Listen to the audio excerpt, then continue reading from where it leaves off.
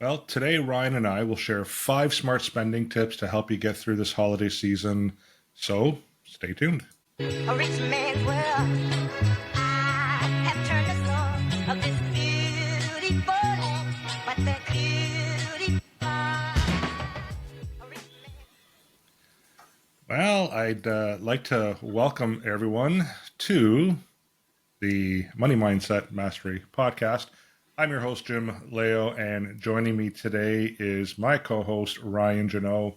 Ryan, how are things today? It's a ho holiday spending event for today. Oh, God. So Here we go. Good, that's good, right. good thing you didn't. Good thing you didn't pop up with the elf outfit Yes, that you had sent me in advance. I was a little nervous. I'm a December kid, so therefore, holidays is in my repertoire. So Yeah, for sure. celebrating and Yeah, enjoying. yeah. Well, and I almost showed up with one of those ugly Christmas sweaters, but then I realized I don't think I have any that are appropriate for video, so I skipped that for today. And in speaking of the whole holiday cheer and the holiday season, like I can't believe we're hitting the finish line to 2023. And as a result Yep. of that, there's a lot of people thinking about their holiday spending this year. And today we're going to talk about managing holiday spending effectively. And this really was a result of a recent blog post that was written by Suzanne Khan, and she wrote it for Cashflow Inc., um, talking about how to, again, effectively manage your holiday spending. Yeah, it's obviously one of the biggest things coming into this year, and obviously, Black Friday usually kicks off for most people when the holiday spending will start commencing. And for those people, obviously, is one of the things that we want people to share in the comments is how are you helping yourself through this holidays, especially with spending and looking for new ideas. Again, we want to create a community of educating people of different ways to do things, and Yeah. obviously, here's some ideas of what we've come up with, and we'll talk about that throughout our podcast. So, Yeah, we're gonna run through some of the ideas shared by Suzanne.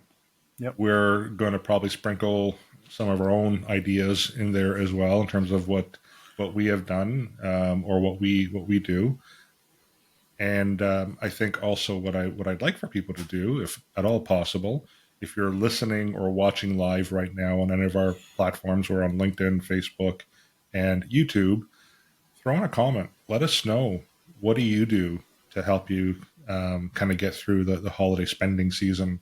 And if you're listening to this as a podcast recording afterwards or on YouTube, same thing. Just send us a comment, or some ideas, because we really are trying to help as many people as we possibly can kind of get through this holiday season. It's been, I don't know, 3 years where financially things have been very challenging for yep, many people, starting with COVID, right? And then we kind of got past that, and things seem to be okay, slightly for a recovery. And I think we were all looking forward to, wonderful things happening moving forward. And then we got hit with inflation and interest rate, spikes. And this year, it's probably as bad as I can remember in terms of what I'm hearing from people and some of the struggles that they're dealing with. So it's one of the main reasons why we're doing this episode today. And I think it's yeah. also going to be the last episode of 2023.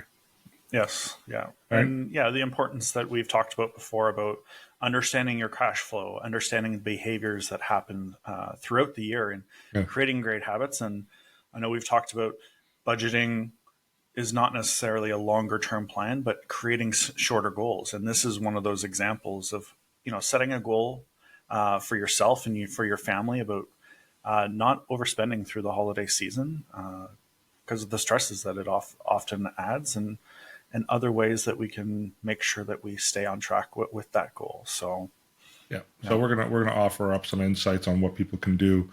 I guess the first thing we should start off in talking about is really the cost of the holidays. And it's not just gifts, it's also food, dinners. yeah, Some people who do like to go out to a Christmas party and are looking to dress up nicely, because a lot of people don't get out much anymore post COVID. yep, So it is fairly expensive. And I think Suzanne had mentioned, was it 2022, Ryan, that the average person was planning on spending about $1,400 Yeah. for the holidays. But this year, we don't have a number, but the sense is that people are going to be spending a lot less than they normally do because they just don't have the money to spend. Yeah, that's absolutely true. And Yeah. it's a great way to look at different ways to do that spending, right? And we'll go through the 5 smart tips that Suzanne mentions in her blog, but also, again, as we said, what are you doing out there? And we'll sprinkle some of that our own joy for people to make sure that they're preparing for what they're going to purchase for people, experiences to make the holiday season a little bit more enjoyable and a little less heavy on the credit card spending. So Right. yeah, the Suzanne mentions 5 smart spending tips, and the first one being, make that list. And she says, as Santa, check it twice to what you've purchased. I find myself, I make lists throughout the year that I'm constantly adding and taking away things to, and trying to avoid the danger of impulse shopping, and which is one of the big things that can happen for the holiday season, is you kind of get carried away with trying to make it a great experience for loved ones, for your partner, but to make the list of what was most important for them. And for my son, I'm already shopping for him back in August, usually, when I'm looking for little things to be stocking stuffers, and or maybe perhaps a big purchase for him for the Christmas underneath the tree. So Yeah, my wife Carol, she basically, not intentionally, it's not intentional, but I'd say she starts shopping in January, right? mhm. Throughout the whole year, she's looking for sales and opportunities. And, we might be somewhere in the middle of June. She's like, oh, this would be a great gift for so and so for Christmas. And Yeah, that's not my mindset. Like for yeah, me, when it comes to Christmas, I used to be the December 24th guy. Um, mhm. I'm now maybe December 15th guy. So I'm definitely a lot better than I used to be. Yeah, And I never really put together a list before. It was, yeah, I know the people I have to buy for, so I'm just going to go out and whatever I see, I'll buy. yeah, I've definitely shifted my mindset there, especially kind of going through the program of becoming a certified cash flow specialist. So mhm. now I have a list of the people I have to buy. I Yeah, have my budget in mind for each individual, but it's not just writing a list and budgeting for the gifts. Again, it's also for the dinners, for yeah, charity, for travel. Many people are traveling for Christmas. I know in the past with Carol's family, they don't live where close to where we live, and we're flying up to yeah, northwestern Ontario or flying to Alberta, and that's a significant expense as well. So mhm, it's literally putting together that list, having maybe your total spending budget mhm. is an idea, and then just breaking it down based on each category, and then even from there breaking it down in terms of the gifts. Okay, this is what I'm spending per person moving forward. So, and I don't think anything we're going to be sharing today is going to be like mind blowing and something that people haven't heard. But this is more of a refresher, maybe, or a reminder, some tips, just some considerations Yeah, for you to consider, right? yeah, And yeah, the next tip that Suzanne shares is be mindful when shopping. mhm. So, looking at leveraging sales, that's a big one. Yeah, And there are a lot of sales, to your point, Black Friday and yeah, Cyber Monday. yeah, Usually there's some pretty good sales there. yeah, Even in the beginning of December, you start to see the early sales happening for Boxing Day. mhm. And I remember when I used to work retail, people would come in the first 2 weeks of December and we'd have our pre-boxing sale. And a lot of people would say, I'm just going to wait till Boxing Day because it's going to be that much cheaper. And it really never was. Yeah, Like your cost is your cost as a owner of a store, yeah, and a lot of the pricing, whatever we were selling things in the first 2 weeks of December at pre-Boxing Day sales, that's the sale price on Boxing Day as well. So take advantage of those opportunities too. yeah. Yeah, some of the sales for a lot of people are coming on the Boxing Day, and I've always joked to say, "Hey, why don't you start celebrating Christmas on like December 29th?" You know, young kids won't know the difference really. They're off for a couple of weeks. They won't know. Take advantage of some of those deals that are happening.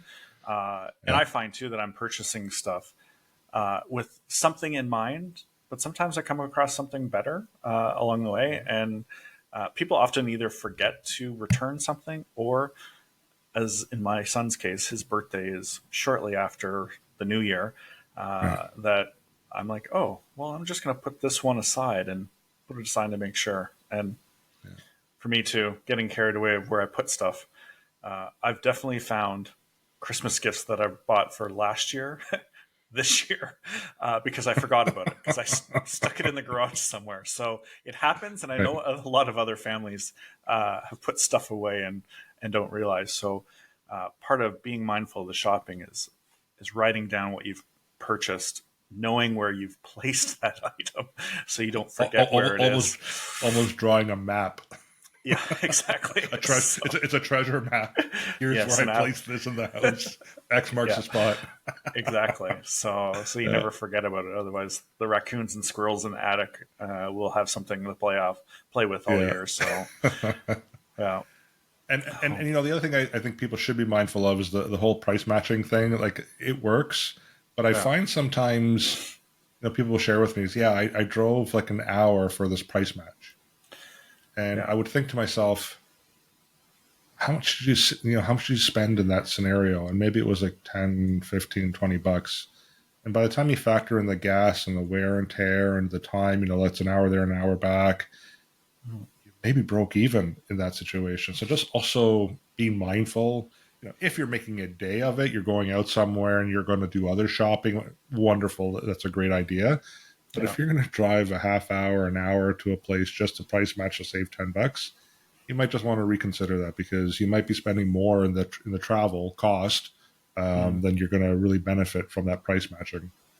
Would you yeah. would you agree with that, or am I off base I on that one? No, I'd say, people often think that they're saving a few dollars. I think about it throughout the year in grocery shopping. Right. The price matching of, oh, eggs are $7.99 here, but they're 6.99 here, but for that dollar saved, that's Yeah. probably $2 worth of gas plus my time Yeah. going from place to place. So yeah, being very mindful of where it is and how good of a deal it is for that. Now, if you're obviously buying more things, Mhm. then that could be more worthwhile. And that quality time singing Christmas carols in the car, just like Mr. Griswold does in Christmas Carol, or not Christmas Carol, National Lampoon's Christmas Yeah. movie, Christmas Vacation. So Right. yeah. So for tip number 3, understanding, as we've talked about before with cash flow, using different accounts and specific accounts built for a goal like holiday spending, to make sure that you have the physical money, and being able to put a little bit of money aside into that account to make sure you stay on track. So I know, Jim, you've talked about it many times when we're meeting with clients about cash flow, about making sure that the money's going to a different account so you don't see it and you know that here's a goal specifically. Any other tips that you've noticed for clients that you come across with? No, I really like number 3, because it's very similar to your point, what we recommend to our clients when we walk them through a behavioral cash flow plan. We Mm-hmm. identify the committed expenses and spendable, and Yeah. we try to separate the two in terms of a bank account. So the spendable that's your variable expenses, Mm-hmm. things like, going out and for dinner, getting groceries, whatever it is, they're never really fixed. Mm-hmm. So to have an actual account where all of your spendables, variable expenses come out from. So similar to doing this with holiday spending, Mm-hmm. is having a bank account with a debit card. I mean, cash would be even better, but I think some people might just be a little bit nervous walking around with $1,000 cash or $500 cash, Yeah. which we understand. But it kind of resembles how we used to do things before we really had debit cards and credit cards, where we would go out with X amount of cash in our wallets or our pockets, and Mm-hmm. that was our spending for the week when it came to our variable expenses, and also on holiday shopping. Right, is that's what I have is $500, and that's what I'm going to spend. And once you run out of it, you've run out of it. Yeah. So really want to try to do that, and you can get low cost savings accounts. You know, a lot of the virtual banks offer them where there's like no fee accounts, and just build up that account as your holiday spending account, and then again have a debit card attached to it, and just kind of control your spending that way. It makes a very big difference Yeah. by that one little move. It's really a small move, Yeah. but it makes a huge difference as well. Yeah. The using of cash again is always good, but I have stories of retail. In my days, two stories that happened a matter of 4 days apart.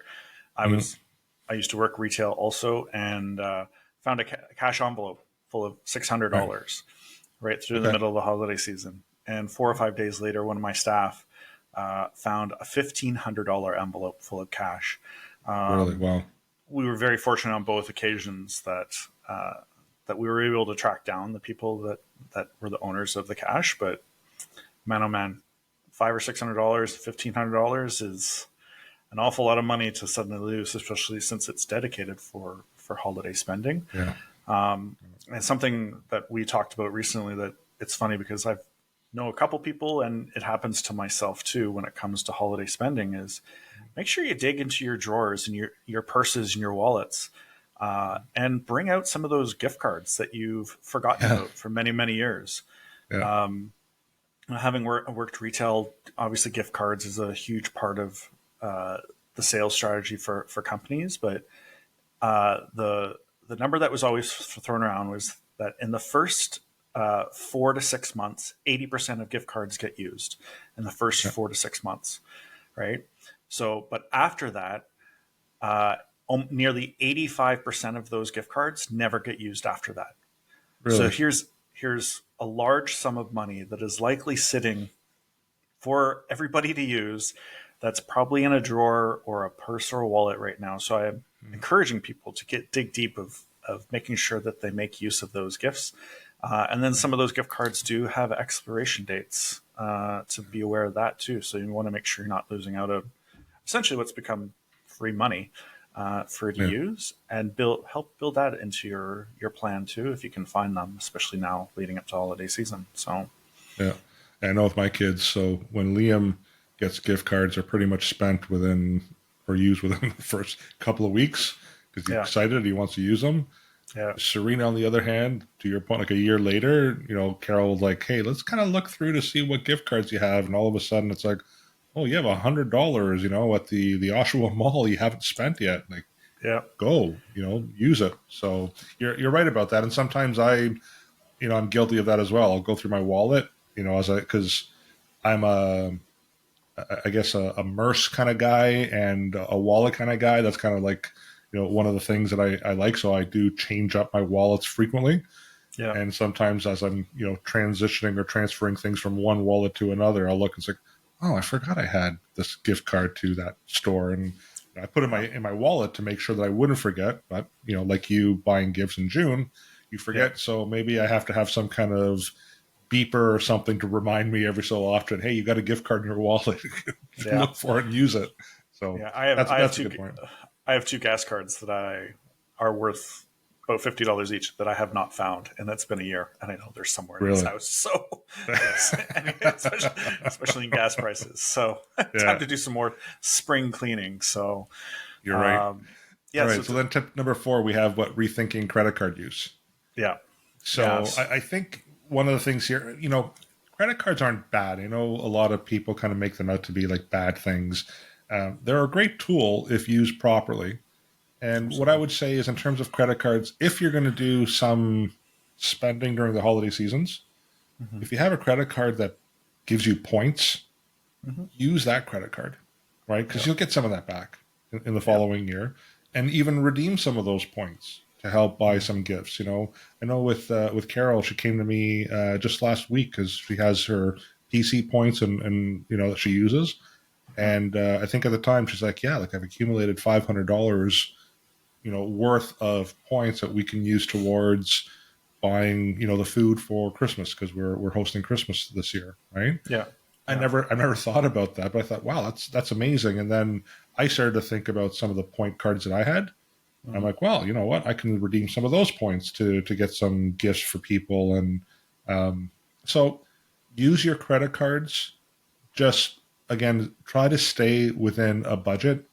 And the one thing you can do, which is great, I mean, I'm a techie guy and I love technology, and now the banks offer this feature, is put some spending alerts on your credit card. So if your budget is Mhm. $500, $800, whatever that number is, set up the alert on your app for that credit card.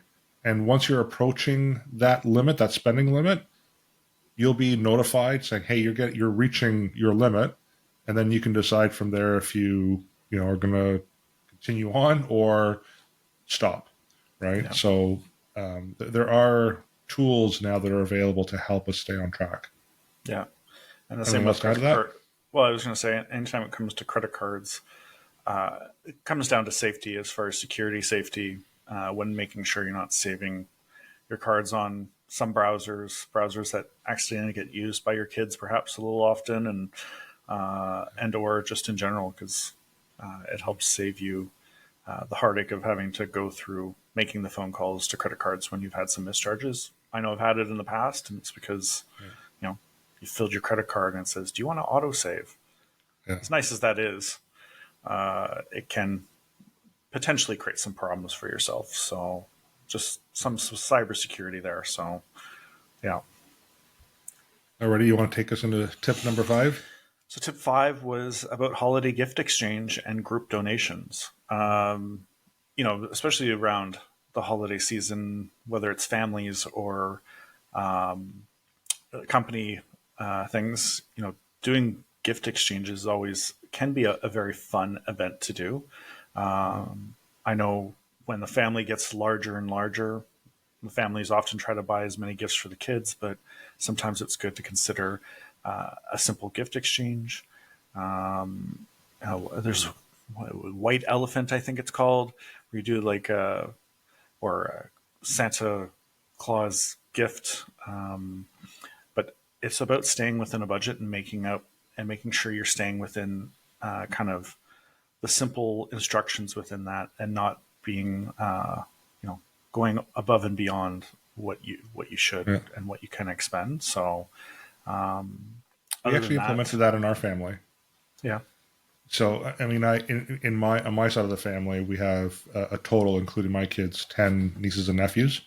yep, And a few years ago, we made the decision that once they reach the age of 18, yeah, they're part of the Secret Santa crew. So, the adults, myself with my siblings and spouses, we started Secret Santa a while ago, and mm-hmm. then my first nephew turned 18, and we're like, well, he can come into the group.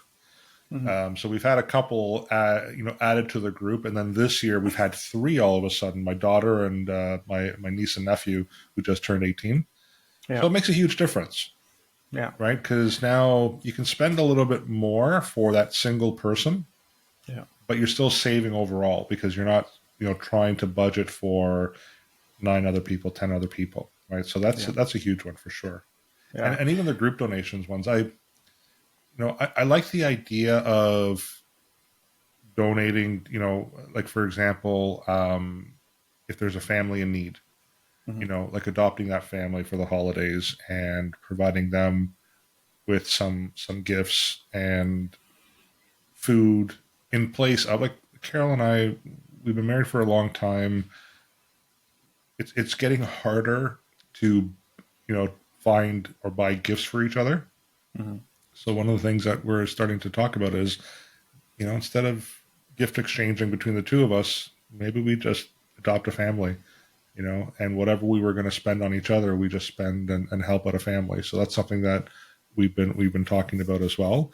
Yeah, And recently here, and this is going back to recognizing that people are struggling right now. There's a local charity well, they're not even charities, actually a local family who started this program a few years ago where they collect gifts that we donate to seniors Yep. because they seem to be the forgotten people. Like many of them are in homes without family. Mm-hmm. They don't receive gifts. They don't, share gifts, and they miss it on the Christmas holiday. Yep. So this group will put out the word. We're raising, or we require X amount of Christmas bags to donate, and they will donate them to these various homes. This year was the first year in a few years where, a week up to the deadline, they were still short about 280 gifts or bags. Mm-hmm. I don't recall that ever happening before. Yeah. But it's been a struggle this year because a lot of people are, who did donate before are struggling financially, and they just don't have the resources to do it. Yeah. But thankfully, some businesses came through and were able to meet the goal and able to help them out. Yeah. So just even little things, people aren't looking for big things. Slippers, a pair of slippers is really nice. A nice little gift, some mitts, a hat. It doesn't have to be something significant, but getting into group donations, you're doing good for other people too. Yeah, it's and that's That'll make you something that feel I've heard. good. Yeah, it's something I heard recently from a couple families in our neighborhood was that they'd pooled their money together, and whether it was going towards community care, essentially the food bank, our local school did the same thing, went door to door collecting for the local food bank. Senior stockings for seniors is the same thing, going to a group home. But doing all these little things at this time of year is about believing and giving. So Yeah. there's lots of great ways. And again, as we said earlier, we'd love to hear how other people are doing it this year when Mm-hmm. when you're looking for a great organization that has a meaningful cause that we can help support through just Yeah. sharing the word. So yeah. Yeah. So I guess now that we've gone through the 5 tips, how do we incorporate some of those things in our every day-to-day spending habits? Any ideas that you can share, Ryan? Well, mine is always about self awareness. Just being aware of what what is most important to each individual when you're buying gifts. I will jokingly always say about understanding people's 5 love languages. Same goes for Right. their money language, and just having a simple discipline of setting a budget and sticking within it. Mm-hmm. And that's one of the biggest things about just helping yourself create that habit from day to day and Mm-hmm. as you go through the holiday season. And then, how this just really applies to day to day life when when spending in general, whether it's grocery spending throughout the year, and money on clothing and whatnot. It's just about creating your monthly budget and allowing that budget to flow over to the next budget if you don't spend it all, or Yep. creating that habit to, hey, I saved money this month. Let's put it towards next year's goal or my retirement goal or potential of buying, a vacation time. So those are some of the things that I've noticed for myself too, of just making sure that I'm writing down exactly what are going to be meaningful gifts for people, and not just simply to fill the Christmas tree because well, my son can't tell me what 2 or 3 items that he got last year or the year before were for the holidays. But what he Yeah. does remember is the experience that we had, or an activity that we did together, or a board game that we played. So Yeah. this year, was it Chickens versus Hot Dogs? I think is his board game that he would like. And last year it was Throw Burrito, which is a hilarious game to play, by the way, with the family. So You're making me hungry. all these games named after food items. Yeah. So Alrighty. Well, let's talk about maybe then kind of getting past the holiday season. Whoops! I almost dropped my microphone there. There's going to be a bit of a hangover that typically happens in January. after we've gone through the spending and people start to see their credit card balances or their accounts, balances go down a certain threshold.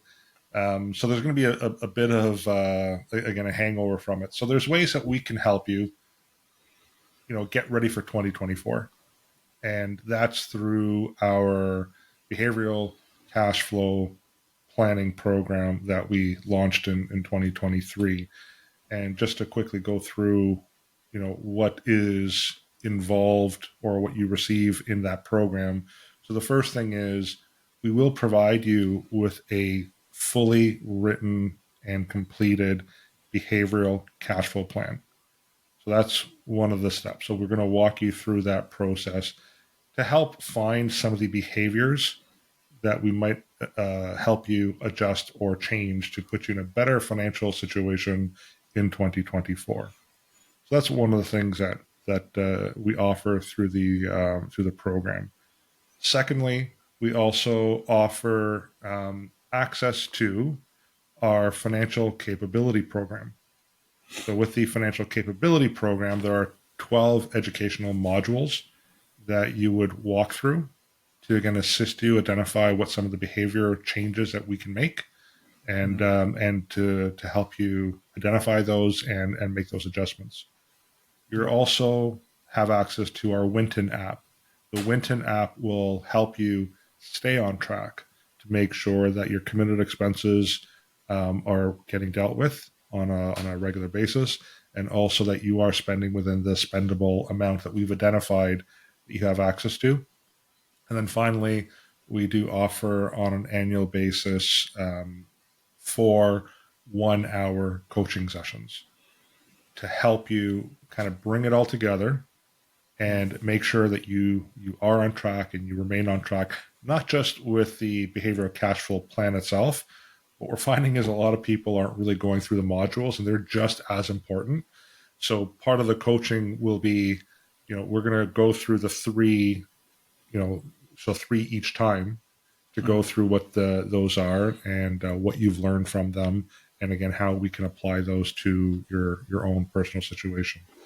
So that's what we're offering. We encourage people. I think right now probably people are going to be sitting back and they're just focusing on the holidays and being with family and all those things. But just in the back of your mind, have that seed planted, knowing that come January, if you want to put yourself on track financially, that we do have an offering available to you that can assist.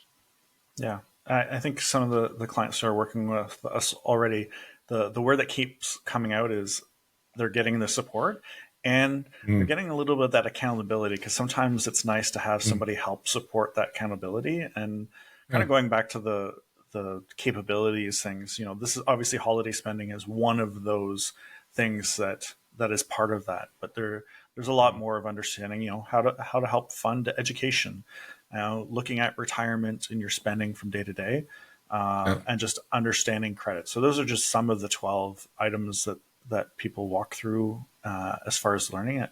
And it's all things that really our education system should be touching upon, but haven't quite been doing a good enough job doing so.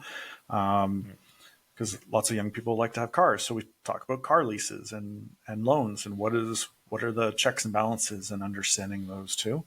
So it's a really full-blown education understanding of many different things within your day-to-day life. So yeah, another example is we help people identify where budgeting is appropriate and where budgets typically fail.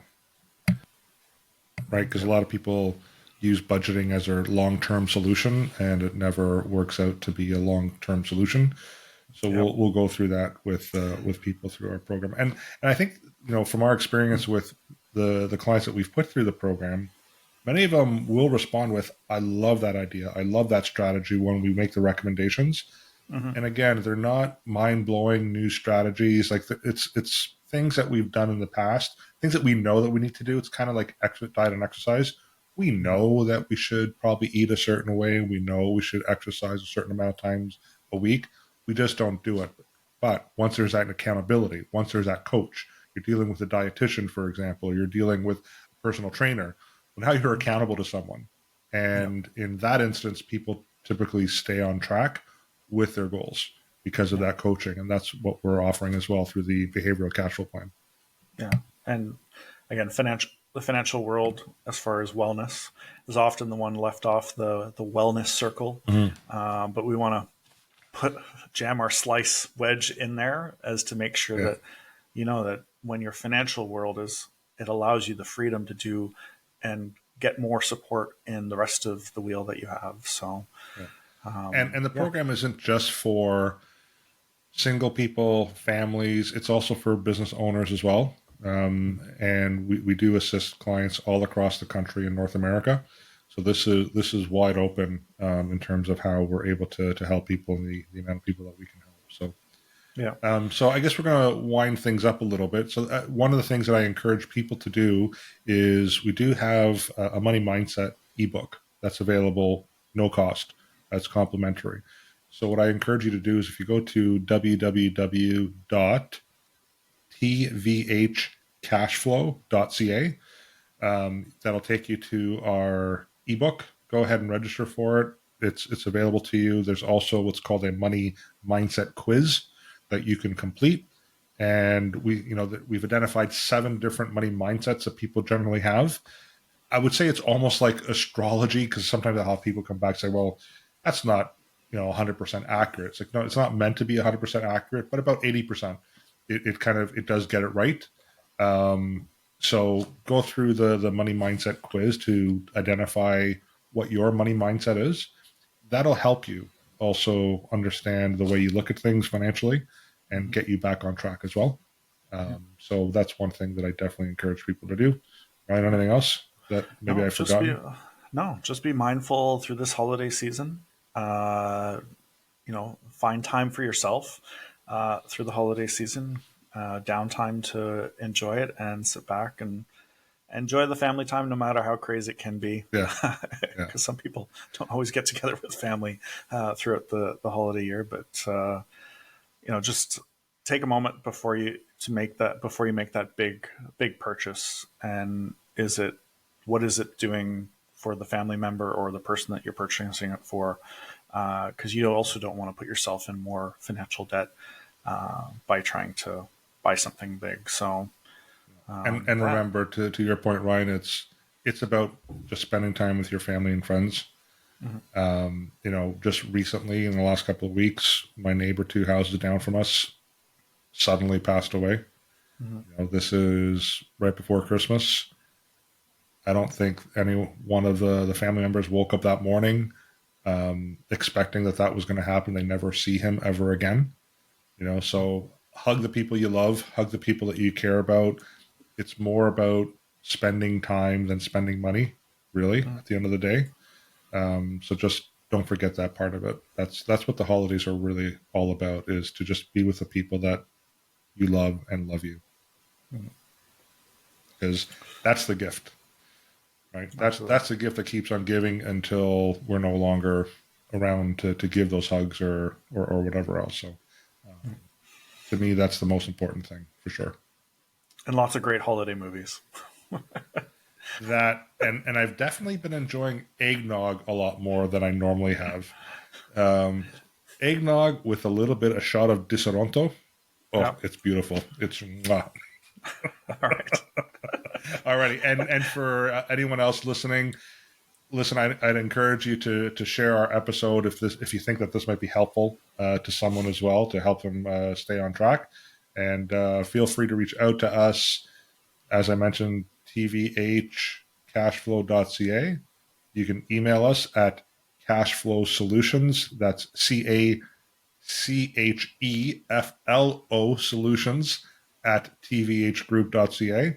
Or simply call us at 647-727-4668. And then finally, you can also just message us directly on one of our platforms, and Ryan and I will get back to you. So, Ryan, you have a wonderful holiday season. Thank you. Hug your people. Enjoy your time. And everyone, we will see you in 2024. Take care.